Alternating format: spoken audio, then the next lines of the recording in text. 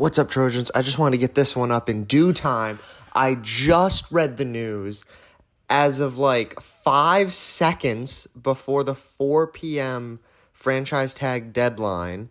The Giants were able to re-sign Daniel Jones and franchise tag Saquon Barkley. Unfortunately, Daniel Jones is getting a lot of the cap space, and Saquon Barkley is only getting a franchise tag, locking him up for next season and introducing the possibility of him holding out or something stupid happening there. But getting the franchise tag on Barkley is good news because I highly doubt a team wants to give up 2 first-round picks for Barkley, and the Giants do still have time to talk with Barkley and possibly iron out whatever's going on in a long-term extension. Now, the Daniel Jones contract, he is set to make $40 million a year, which I feel like is definitely a number he was fighting for, just like Dak Prescott. It's a little bit better than that deal because $40 million now is worth less than $40 million when that deal happened, but it's a lot of the cap space. Daniel Jones is really going to have to prove himself now. And the other notable thing about the Daniel Jones contract, 4 years, $160 million, pretty cut and dry. The guaranteed money is likely irrelevant unless Daniel Jones really starts to suck. But there's an additional $35 million in incentives being reported. And that could get interesting. I'm not familiar with deals having such a large amount in incentives like that. That's another year almost of contract money just there in incentives. So it'll be very interesting as more information comes out, possibly really confirming all of these reports, and we'll get to see exactly what those incentives are, exactly how the contract is structured.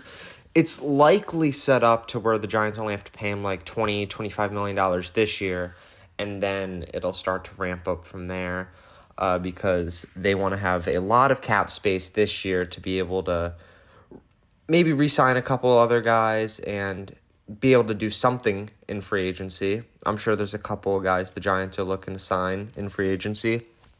And keeping Daniel Jones' cap number low will help out a lot with that. Saquon Barkley's cap number was never going to be too high, unless, of course, he wanted to reset the market, which I don't think he ever did. Hopefully, a deal with Saquon could get worked out at about the $13-14 million range. But till that happens, $10 million is the franchise tag. Something about there, maybe like 10.5 or something. So Barkley's been franchise tagged at that, and that would all go out against the cap this season. The Giants are in a pretty good spot. It eats up a lot of their money, having to have Daniel Jones and Saquon Barkley getting paid like stars, but it is well deserved. Definitely for Saquon Barkley, he's been through it all, and Daniel Jones as a quarterback is going to get paid for his one good season. So yeah, it'll be interesting. Hopefully Daniel Jones is able to prove that he's worth $40 million a year, and then the next time around he's demanding $60.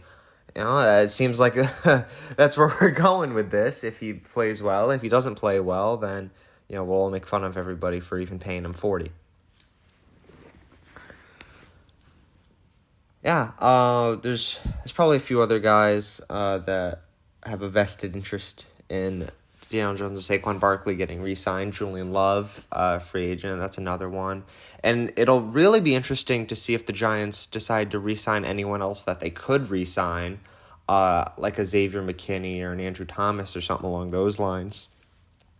Although I feel like you do that deal first to make room to re-sign a guy like Daniel Jones or Saquon Barkley. So I don't think Joe Schoen is interested in doing a deal like that because I feel like either of those deals are sort of precursor deals that you would have seen like 5 seconds after the season ended. Like that's the sort of deal that comes out like right away. Like, yeah, we've been talking about it. We just want to get some pen to paper on a longer term deal on this guy. We knew he'd be a player with us for a long time. I think you would have done something like that just to free up some cap room now. but the Giants elected not to go that route. Another guy that they could have done that with being Dexter Lawrence.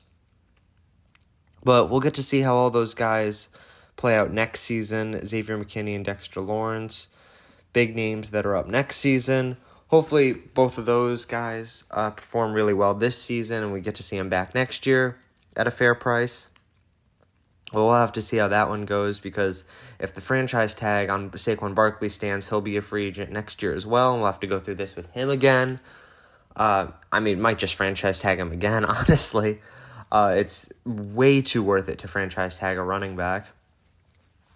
But yeah, Daniel Jones, 4 years, $160 million. Very interested to see what the guaranteed money is, but for now, it's just a simple 4 years, $160 million, reported $35 million in additional incentives. Very interested what those are as well, because if those are as easy as making the playoffs, then, a few of those might hit. If it's something like Daniel Jones has to throw 50 touchdown passes, or honestly even 40, it might not hit that often. He only threw 15 last season. Ran for more than, or almost running. Yeah, he ran for a lot of touchdowns as well. Like half of that, it was like 7 touchdowns he ran for. So, yeah, it'll be interesting to see if it's stat-based or team win-based. Likely team wins or something like that, because that would probably make it easier for Daniel Jones to get and better for the entire team. You'd rather incentivize that than just Daniel Jones passing it across the field 1 yard instead of just walking the touchdown in case it was a number. But you never know. It might also be something to do with injury. Daniel Jones has an injury history, so adding a couple incentives for hey, he didn't get injured all year. Isn't that amazing? Yeah, that could be worth it. Yeah, I'm glad we got both the guys back. Daniel Jones and Saquon Barkley definitely needed to come back, run it back like last season, hopefully with a couple more playoff wins and maybe a Super Bowl win, though. We'll see how the season plays out. It doesn't look like we're going to be losing anyone too major now. Julian Love hopefully can get re-signed on a very team-friendly deal, but we'll have to see there. Isaiah Hodgins is coming back. That's another one. So that'll be helpful for Daniel Jones. And then if the Giants can get another wide receiver in the draft, that could help. A linebacker. There's a couple good linebackers coming out in the draft. Would not mind the Giants getting one of those in the first round. Wide receivers. Maybe a corner if one's there. But corner feels like the kind of position that's honestly better addressed in free agency with the Giants' history in drafting cornerbacks. I know that was under a different regime, but I don't know. I'm scared now. It was the past 2 regimes. I've been through Eli Apple and DeAndre Baker. We are good with drafting first-round corners. We're going to take a break. We'll come back to it later. Yeah. I'll see you guys in the next one. Very excited that Saquon Barkley and Daniel Jones are coming back. And hopefully it all works out.